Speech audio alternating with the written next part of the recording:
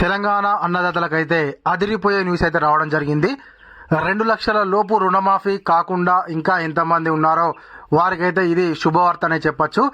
తెలంగాణలో ఉన్నటువంటి ఒక కీలక మంత్రి అయితే మనకు ఒక ప్రకటన అయితే చేయడం జరిగింది. 2 లక్షల లోపు ఉన్నటువంటి రుణమాఫీ గురించి అయితే ఎవరు ఆందోళన చెందవద్దు, ఖచ్చితంగా 2 లక్షల లోపు ఉన్నటువంటి రుణాలను మేము మాఫీ చేస్తామని చెప్పడం జరిగింది. అదేవిధంగా 2 లక్షల పైన రుణమాఫీ గురించి కూడా కీలక ప్రకటన అయితే చేయడం జరిగింది. మరి ఆ మంత్రి ఎవరు, ఏం మాట్లాడిండు, మరి 2 లక్షల లోపు రుణమాఫీ ప్రక్రియ అయిపోయిందని చెప్పేసి స్వయంగా తెలంగాణ రాష్ట్ర ముఖ్యమంత్రి గారే చెప్పారు కదా. మరి ఇప్పుడు మంత్రి గారు చెప్తే జరుగుతుందా అని చెప్పేసి మీకు ఒక డౌట్ రావచ్చు. మరి ఒక్కసారి ఆ మంత్రి ఏం మాట్లాడిండు, ఏంది అనేటువంటి ముచ్చటను అయితే మనం ఇప్పుడు తెలుసుకుందాము. మంత్రి పొన్నం ప్రభాకర్ గారు అయితే రుణమాఫీ గురించి కీలక అప్డేట్ అయితే చేయడం జరిగింది. దానికి సంబంధించింది ఒకసారి మనం చూద్దాము. వారికి రుణమాఫీ చేసే బాధ్యత నాదే. మంత్రి పొన్నం 2 లక్షల లోపు రుణం ఉన్న వారికి మాఫీ చేసే బాధ్యత తనదని మంత్రి పొన్నం ప్రభాకర్ అన్నారు. ఎవరికైనా ఇప్పటికీ మాఫీ కాకపోతే తన ఆఫీసుకు రావాలన్నారు. 2 లక్షల పైన రుణాలు ఉన్న వారికి త్వరలోనే మాఫీ చేస్తామని చెప్పారు. ఆపై వడ్డీ చెల్లించాల్సి ఉంటుందని పేర్కొన్నారు. ఇచ్చిన మాట ప్రకారం రుణమాఫీ చేశామని తెలిపారు. మిగిలిన హామీలను వరుస క్రమంలో నెరవేరుస్తామని చెప్పేసి మంత్రి పొన్నం ప్రభాకర్ గారు అయితే చెప్పడం జరిగింది.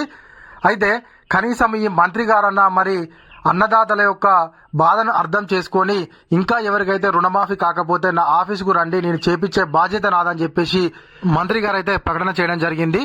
మరి కనీసం ఈ విధంగానైనా కూడా తెలంగాణ ముఖ్యమంత్రి కానీ మిగతా మంత్రులు కానీ చెప్పలేదు.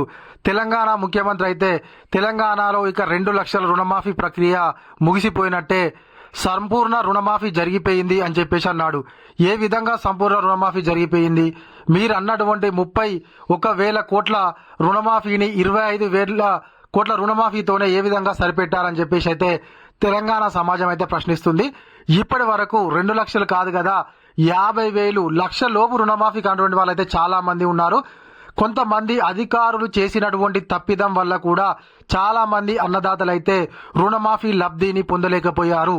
ఆ తప్పిదాలు ఏంటి అంటే వాళ్ళ యొక్క ఆధార్ కార్డులను వేరొకరి ఆధార్ కార్డులు వాళ్లకు, వాళ్ళ ఆధార్ కార్డులు వేరొకరికి చేయడం వల్ల రుణమాఫీని పొందలేకపోయిన వారైతే చాలా మంది ఉన్నారు. అదే విధంగా ఇప్పటికే 2 లక్షల పైన ఉన్నటువంటి అమౌంట్ను కట్టేసి ఎదురు చూస్తున్న రైతులైతే చాలా మంది ఉన్నారు.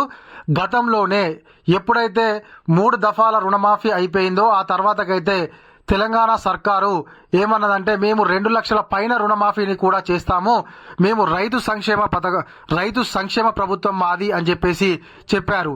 అయితే 2 లక్షల పైన కూడా రుణమాఫీ ఏ విధంగా చేస్తారంటే పైన ఉన్నటువంటి అమౌంట్ను మీరు బ్యాంకులలో కట్టేసుకుంటే మిగతాది అయితే 2 లక్షలు ఉంటాయో వాటిని మేము మాఫీ చేస్తాము, వాటికి మేము షెడ్యూల్ ప్రకటిస్తాం సపరేట్గా.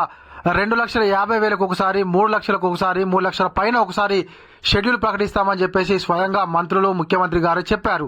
అయితే వాళ్ళ మాటల మీదకెళ్ళి చాలా మంది అన్నదాతలు అయితే మిగిలిన పైన ఉన్నటువంటి 2 లక్షల పైన ఉన్నటువంటి అమౌంట్ను అయితే బ్యాంకులలో కట్టేసుకొని 2 లక్షల రుణమాఫీ కోసం అయితే ఎదురు చూస్తున్నారు. అయితే ఇంకా కూడా 2 లక్షల లోపు ఉన్నటువంటి అన్నదాతలకైతే రుణమాఫీ జరగలేదు. ఇక 2 లక్షల పైన ఉన్నటువంటి వాళ్ళ సంగతి గురించి అయితే ఇంకా తెలంగాణ ముఖ్యమంత్రి అయితే మాట్లాడడం లేదు. కాబట్టి ఈ యొక్క డిసెంబర్ 9న జరిగేటువంటి క్యాబినెట్ భేటీలోనైతే దీని గురించి నిర్ణయం తీసుకునేటువంటి అవకాశం అయితే ఉంది. అదే విధంగా తెలంగాణలో ఎప్పుడెప్పుడా అని ఎదురు చూస్తున్నటువంటి రైతు భరోసా గురించి కూడా డిసెంబర్ 9న జరిగేటువంటి క్యాబినెట్ భేటీలోనైతే నిర్ణయం తీసుకునే అవకాశం ఉంది. వాళ్ళు వేసినటువంటి ఏదైతే సబ్ కమిటీ ఉందో ఆ సబ్ కమిటీ నివేదికనైతే డిసెంబర్ 9న వాళ్ళ ముందు పెట్టేటువంటి అవకాశం ఉంది. దానిపైన చర్చించి ఎన్ని ఎకరాల వరకు రైతు భరోసా ఇవ్వాలి అనేటువంటి దాన్ని ఫిక్స్ చేసి దానికి సంబంధించినటువంటి కొన్ని నియమ నిబంధనలను కూడా ఈ యొక్క డిసెంబర్ 9 తర్వాత ప్రకటించేటువంటి అవకాశం అయితే ఉంది. తప్పకుండా 2 సీజన్లకు సంబంధించినటువంటి రైతు భరోసానైతే వేస్తారని చెప్పేసి అన్నదాతలు ఆశిస్తున్నారు. అదే విధంగా డిసెంబర్ 9న జరిగేటువంటి క్యాబినెట్ భేటీ గురించి అయితే తెలంగాణలో ఉన్నటువంటి రైతు కూలీలు మరియు కౌలు రైతులు కూడా ఎంతో ఆశగా ఎదురు చూస్తున్నారు.